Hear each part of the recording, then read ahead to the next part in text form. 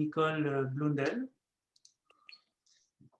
Alors, suite à l'obtention de son baccalauréat en théâtre de l'Université d'Ottawa en 1998, Nicole Blundell œuvre comme artiste professionnelle devant et derrière la lentille. Depuis 2006, elle partage ses connaissances et son expérience au sein du Centre d'excellence artistique de l'Ontario en tant qu'artiste pédagogue. Et Nicole est fière d'être membre du Centre d'artistes voix visuelle depuis maintenant 3 ans. Donc, allons-y pour le partage. Bien, bonjour tout le monde. Premièrement, j'aimerais vous souhaiter un excellent mois de la francophonie. Je trouve que sous le thème d'appartenance, ici, on est relié par non seulement l'art, mais de notre langue. Merci d'avoir remercié tout le monde ici, les participantes qui sont venues avant moi. J'aimerais aussi souligner et remercier Marc et Sylvie, 2 membres du conseil d'administration que j'ai vus. Vous me manquez beaucoup et Marc, il manque des livres, donc on va se parler par la suite. Pour ce projet d'appartenance, moi, je vous propose 3 courts films qui vont être disponibles sur le site de Voix visuelle possiblement la semaine prochaine. Le premier film, c'est le film Changement. Donc, mes 3 courts films documentaires, un peu expérimentaux, sont tous tournés sur la pellicule Super 8. Donc, les films que vous allez voir, c'est toute la pellicule Super 8. Et ils agissent un peu comme des signets cinématographiques à la vie quotidienne à Ottawa. Donc, Changement, c'est l'œuvre en premier que je vous présente qui parle d'un magasin de DVD dans mon quartier. Je pense qu'il y en a 2 qui restent à Ottawa. On a souvent eu ces genres de conversations comme quel film tu vas aller louer. C'est un film qui vient un peu du passé maintenant, mais c'est une petite exploration de cet espace encore privilégié qui existe encore à Alta Vista et que je tenais à célébrer et à souligner. Le prochain film, c'est une lettre ouverte, c'est une histoire d'amour tout simplement pour la langue, pour la francophonie, de la part d'un musicien qui déclare son amour pour la langue, mais d'une autre façon, plutôt pour la sonorité et la musicalité de la langue.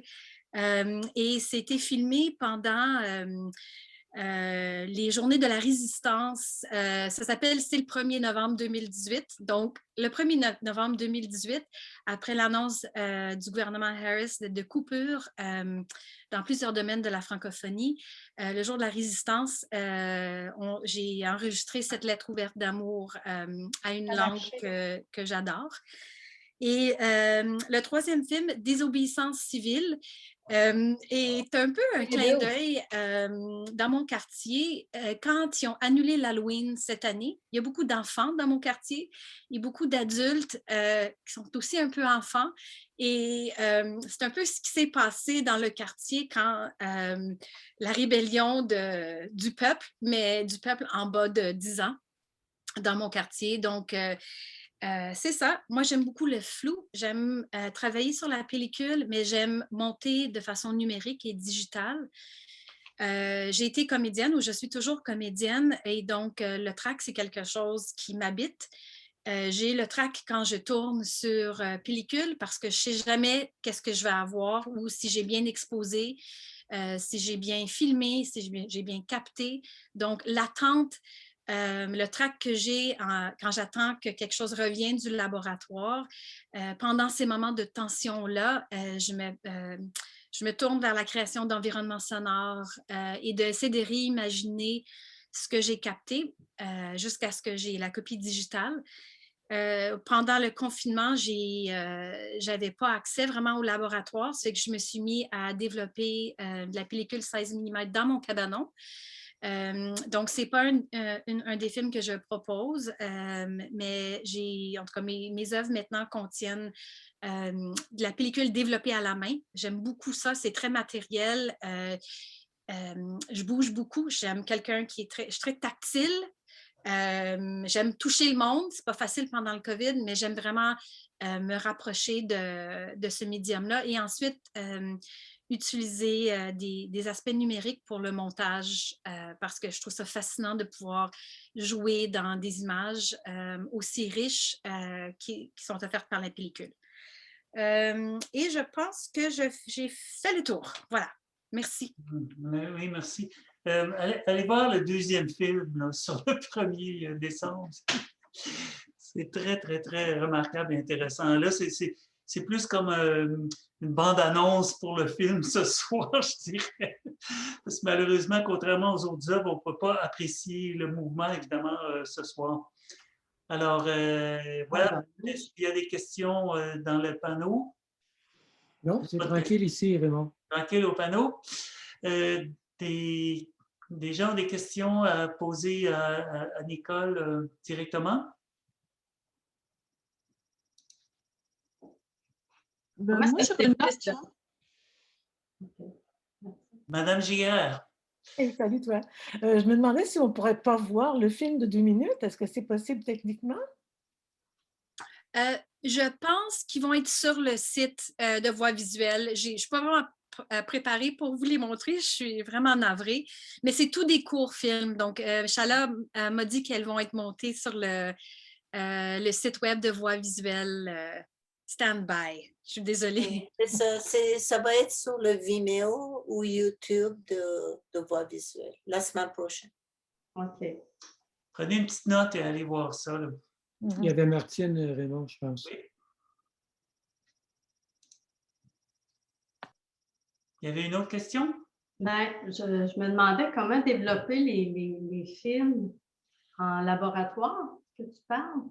Ton film en Super 8. Les films en couleur que je propose ont été développés à Toronto, à Niagara Custom Lab, si jamais vous cherchez une place pour développer. Mais tout récemment, pendant la COVID, comme le laboratoire était fermé et que j'avais tourné en noir et blanc, je les ai développés dans mon garage avec la chimie. Oui. C'est spécial. C'était spécial, puis ça fait de très belles images, j'avoue. Puis c'est vraiment, c'est comme la pellicule un peu abîmée, mais si je fais attention, je peux aussi colorer le film avec différents produits comme des produits liquides, dont le Kool-Aid ou le Hawaiian Punch que tu achètes. C'est vraiment des... en tout cas, c'est pas quelque chose que je voudrais boire maintenant parce que j'ai vu à quel point que ça colore bien la pellicule. Je vais juste dire. OK, c'est assez chimique. Oui, merci beaucoup, oui.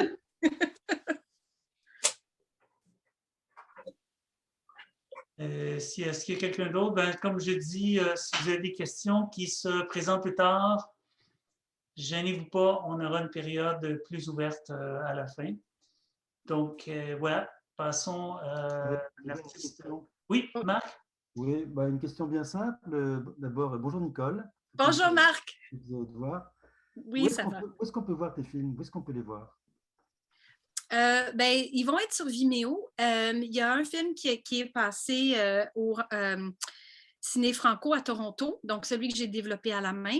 Puis il y a un des films qui a passé au Rendez-vous du cinéma québécois. Je travaille sur une nouvelle œuvre en ce moment, Portée, que j'espère, qui parle d'une artiste de danse contemporaine qui célèbre son corps à 50 ans comme artiste.